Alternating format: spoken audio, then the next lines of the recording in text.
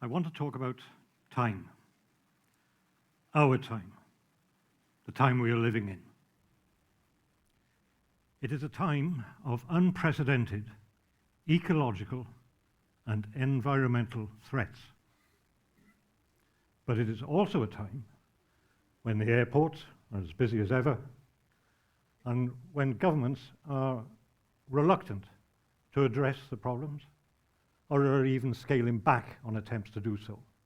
For example, here in the Netherlands, the speed limit the government would like to raise from 100 kilometers per hour to 130. So the questions that I'm going to try and answer tonight are these. Why are we facing such threats now? And why are we not addressing them? Two questions, but I have one answer. And the one answer is clock time. The time that emerged with the discovery of the mechanical clock. Specifically, the discovery of the accurate mechanical clock by a Dutchman, Christian Huygens, in 1656. Now, before Huygens discovered an accurate clock, of course, there was time. But time then was told by natural events, such as sunrise and sunset. And in those days, there were 12 hours to the day, every day, throughout the year. That meant, by our reckoning, in the summer, hours were longer than in the winter. So as winter approached, it wasn't the days that got shorter, it was the hours. In June, here in the Netherlands, by our reckoning, an hour was 80 minutes long. In the winter, about 40 minutes. Now just think, supposing we'd stuck with variable hours. That would mean that in the winter, with the speed limit of 100 kilometers per hour, we could actually drive faster than in the summer. But that could never have happened, and I'll tell you why. Because if we'd stuck with variable hours, we would never have had cars. Cars are a product of modern science and technology. And modern science and technology depend on the availability of accurate clocks. Newton, for example, had to have the ability to measure how fast does an apple fall before he could formulate his laws, the laws of motion. Virtually all science depends on being able to measure time accurately. The laws of thermodynamics, for example. And absolutely all technology, modern technology, depends on having accurate clocks. Well, through the laws that scientists were able to discover about the behavior of natural phenomena, because of the availability of clocks, inventors and engineers came up with new sources of energy, like electricity, new products, new materials, like plastics, and new machines, like the petrol engine. And just think of the petrol engine. It's quite a complicated thing, and a lot's going on in a petrol engine. The spark plug is firing, valves are opening and closing, petrol's been injected. And all those have to happen in a perfectly synchronized, coordinated time. And the cars themselves, think how they are produced. The very first cars that Henry Ford made, he had a team of men assembling each individual car. It took an average 12 hours to make a car. And then Ford had a brainwave. What if, instead of having the men each doing a lot of things to put together a car, each man only did one simple thing, and we lined them up on an assembly line? He hired in F.W. Taylor, the man who invented time and motion studies, the man who has been hailed as the greatest contributor to management theory of the 20th century. With Taylor at his side, Ford developed the assembly line factory. And it didn't take 12 hours any longer, it took 53 minutes to make a car. Now since then, all factories, everything that is produced, has been produced thanks to modern technology, and that technology rests on having availability of the clock.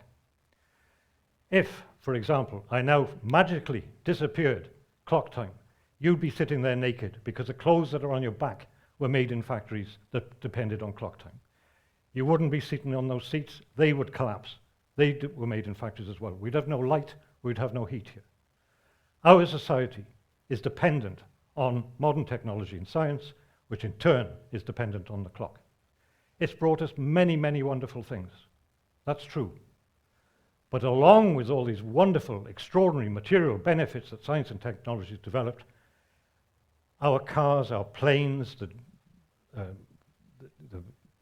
factories that make electricity and so on, they have generated pollution, and it is this that has led to the despoiling of nature, to the raising of the temperatures on this planet.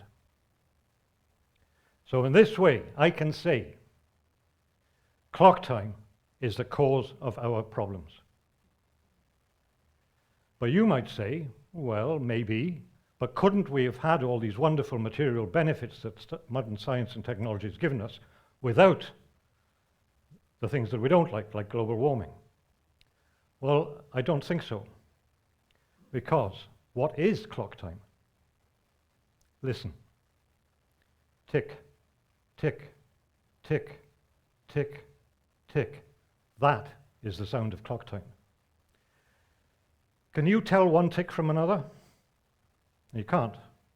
They're identical. They're meaningless. But if I look at my watch and say, right now, it's 14 minutes to 8, I am naming one of those ticks. And by naming that tick, I'm distinguishing it from another tick, 15 minutes to 8, or 14 minutes to 8, or 13 minutes to 8. The ticks do not tell me the time. I tell the time. If we hadn't changed the clocks last March from so-called wintertime to summertime, when I looked at my watch, I would have said it's 14 minutes to 7. It would have been the same time, the same moment, but I would have given it a different name. The names we give these ticks, we choose them. They're arbitrary. And in this sense, we could say that clock time is an artificial time. Now, there's nothing artificial about or arbitrary about sunrise or sunset. Nature has determined those. But with our artificial time, we have separated ourselves from nature. And in separating ourselves from nature, we have become rather careless and thoughtless about how we deal with nature. The ticks are meaningless, but there has to be something real about clock time. And there is. In clock time, an hour is an hour, summer and winter everywhere. These standardized intervals. It's the intervals which are the real thing about clock time. And because intervals are the real thing about clock time, and we live in clock time, we revere the interval.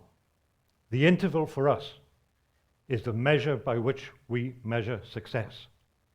For example, we want to get as much into an interval as we can. So if we can get 100 kilometers into an hour, that's great.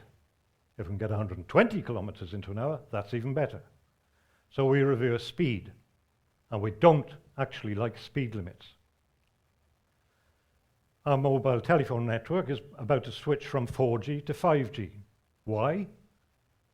Because with 5G, we can get 10 times as much information downloaded in an interval of time than with 4G. Productivity is a standard measure by which businesses measure their success. Output per hour. Governments too. And because the intervals are standardized, we can look at how much did we do in that interval compared with that interval. So for example, last year here in the Netherlands, GDP in 2023 was 0.2% more than in 2022. And that's regarded almost as shameful, a reason to criticize the government. Because with clock time and intervals, what we really value is growth. Growth at all costs, even if it means despoiling nature and heating up this planet to dangerous levels. So, to summarize, I'm saying that clock time brought us new possibilities, new permission, and a new purpose. The new possibilities that science and technology, thanks to clock time, opened up. New permission. We're separate from nature. We don't need to worry about it. And new purpose, growth. Growth at all costs. Even if it means destroying forests, fouling rivers, polluting the sea, and heating the atmosphere. Now, what I've described is well known and accepted. We know that this planet, our world, is threatened. Why are we not doing very much about it? Why is it not absolutely topic number one for all governments of this world? Well, the answer actually is the same answer. It is clock time means that we aren't that worried. On the one hand, I think it's obvious. We've got so much faith in science and technology, and indeed they've done amazing things. So we think, it may be a problem, but surely the scientists and the technologists, between them, they can solve the problem. Well, one thing you should know is that it's the scientists themselves who are most alarmed by what is going on. And as for technology, yes, it can slow down what's going on. So, for example, switching from petrol engines to electric-driven cars, they are less polluting. But they still pollute. And new problems come up with them. The materials for the lithium that's needed for the batteries, the mining of that, and the disposal of the batteries themselves bring about new environmental hazards. So actually the choice might be more radical. It's not between petrol cars or electric cars, but it may be between cars and no cars. I'm really not sure that the technology which has brought us these problems can also be the technology which will solve them. But there's another and more profound reason why we don't worry too much about the future because of clock time. And that is because in clock time there is no future. Now, how can I say that? Well, I've described what clock time is. Tick, tick, tick, tick, tick. The ticks themselves meaningless. The future, there are future ticks, 2025, 2026, 2027, but they're just ticks. We've named them. The ticks don't become real until we are present to give them meaning. I'm giving the tick that is now meaning by being here. So are you. Ticks that have gone by in the past, we were there when they were ticking in the past, and we gave them meaning then. But the ticks from the future, we can't be there. We can't make them real. Of course, we've got plans and forecasts for the future, but these are actually maps. And you should never confuse a map with a territory. And in this case, the maps that we have do not correspond with any real territory. There is, in clock time, no reality to the future. If it's not real, it's really nothing to worry about. Deep down inside us, we know this, as long as we subscribe to clock time. Is there anything to be done? Well, basically, it will involve getting out of clock time and back into natural time. Natural time hasn't gone away. We've all got a feeling for it, though we don't use it as much as I think we should. So, for example, later this evening, you will go home, and it may be that you'll look at your watch or your clock and say, oh, it's 11 o'clock. It's bedtime. But it could also be that you go home and you're saying, oh, I'm feeling rather tired. It's bedtime. That is responding to natural time, because natural time is a time of experiences. It's very different from clock time. In clock time, we imagine we're moving along an axis of time towards the future. In natural time, we understand we're not moving.